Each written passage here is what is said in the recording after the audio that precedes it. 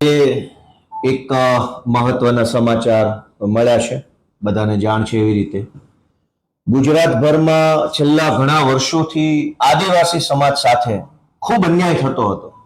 આદિવાસીઓની જમીન અલગ અલગ સરકારી પ્રોજેક્ટમાં પડાવી લેવી, આદિવાસી બાળકોની શિષ્યવૃત્તિ ખાઈ જવી, આદિવાસી વિસ્તારોમાં નકલી કચેરીઓ ખોલવી અને આદિવાસીઓ સાથે ભયંકર અન્યાય અને અત્યાચાર કરવામાં આવતો હતો. એવા સમયે 2022ની વિધાનસભાની ચૂંટણીમાં આદિવાસી સમાજ માટે એક આશાના કિરણ તરીકે ચૈતર વસાવા નામનો આગેવાન ઉભરી આવ્યો અને ચૈતર વસાવા 2022ની વિધાનસભાની ચૂંટણી જીત્યા પછી ધારાસભ્ય તરીકે ગુજરાતભરના આદિવાસીઓના પ્રશ્નોનું, પીડાનું, સમસ્યાનું સતત નેતૃત્વ કરતા આવ્યા છે.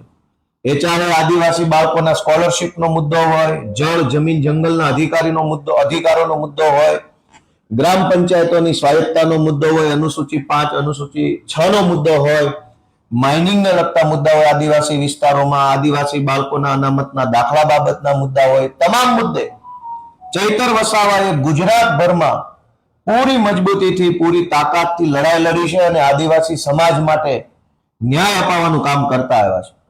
ભાજપે ચૈતર વસાવાને ઝુકાવવા માટે, ડરાવવા માટે, એને મનોબળ તોડી નાખવા માટે અનેક પ્રયત્નો કર્યા. ગૃહમંત્રીએ ડેડિયાપાડા જઈને અનેક સભાઓ કરી, પ્રધાનમંત્રી ડેડિયાપાડા આવ્યા, અનેક મોટા મોટા નેતાઓ ડેડિયાપાડા જઈ અને ચૈતર વસાવાનું મનોબળ તોડવા, ચૈતર વસાવાને તોડે પાડવા માટેની કોશિશ કરી. પણ ચૈતરભાઈ વસાવા બિરસા મુંડાના વારસદાર છે, વંશજ છે, કે ભાજપ સામે ઝૂક્યા નહીં અને એટલે ભાજપે સરકારી મશીનરીનો ખોટો ઉપયોગ કર્યો. એક સરકારી ખોટો ફરિયાદી ઉભો કર્યો, સરકારી પંચ, સરકારી વકીલ, સરકારી પોલીસ અને બધા સરકારી માણસોએ ભેગા મળી 2 વર્ષ પહેલા ચૈતર વસાવાની સામે ખોટું પ્રપંચ ઉભું કર્યું. ચૈતરભાઈને જેલમાં રાખવામાં આવ્યા અને જેલની અંદર પણ ભાજપ તરફથી એને એવું સામદામ કરવામાં આવ્યું કે ભાઈ તમે પક્ષ પલટો કરી લો તો તકલીફ નહીં પડે. પણ ચૈતર વસાવા ફાઇટર છે. એ આદિવાસી સમાજ માટે, ગુજરાતના લોકો માટે લડવા વાળો માણસ છે, ઝૂકવા વાળો નથી. ભાજપે જ્યારે એમને જેલમાં નાખ્યા તો આદિવાસી સમાજે ચૈતર વસાવા પાસે આશા રાખી, ચૈતર વસાવાને જિલ્લા પંચાયત જીતાડી આપી. આદિવાસી સમાજે આદિવાસી વિસ્તારની અનેક તાલુકા પંચાયતો, જિલ્લા પંચાયતો, આ નર્મદાની જિલ્લા પંચાયત બનાવી દીધી. શું કામ? કે આદિવાસી સમાજે જોયું કે ચૈતર વસાવાને દબાવવાની કોશિશ થાય છે. વર્ષો પછી એક મરદ માણસ સમાજ માટે બોલવા લાગ્યો છે, એને ભાજપ દબાવે છે. એ વાત આદિવાસી સમાજે જોઈ, જાણી અને ચૈતર વસાવાને ધારાસભ્ય હતા, સાથે સાથે જિલ્લા પંચાયત પણ આપી. ભાજપના પેટમાં તેલ રેડાયું અને અચાનક જ સજા થઈ ગઈ. સરકારી પંચ, સરકારી પોલીસ, સરકારી વકીલ, ફરિયાદી સરકારી, સાક્ષી સરકારી, બધું જ સરકારી. કેમ આવું?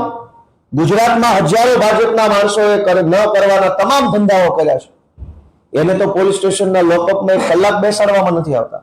ચૈતર વસાવા જ કેમ? કેમ કે ચૈતર વસાવા ઝૂકતો નથી, ડરતો નથી, ઉભો રહેતો નથી. એ સતત લડ્યા કરે છે, અવાજ ઉઠાવવા કરે છે. વિધાનસભાથી લઈ સડક સુધી, ગામની ગલીથી લઈ અને સર્વોચ્ચ જગ્યાઓ સુધી થઈ એ આદિવાસીઓ માટે લડે છે.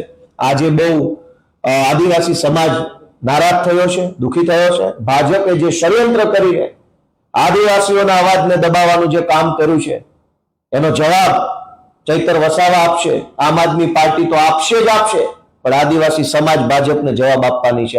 આજે ભાજપે જે ષડયંત્ર કર્યું છે એનો.